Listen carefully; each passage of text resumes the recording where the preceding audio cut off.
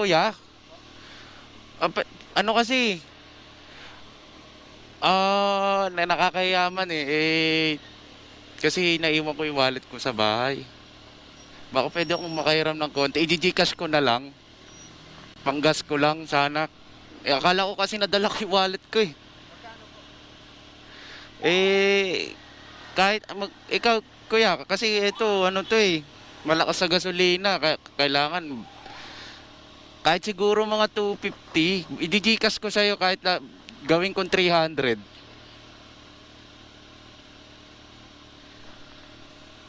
Dito sana ako magpapagas sa ano eh. Pampanga pa yung uuwian ko eh. Layo. Oo. Tapos, bigay mo sa akin number mo ya, kahit dagdagan ko na lang. Yung wallet ko kasi, nasa ano pa, naiwan ko sa tropa ko.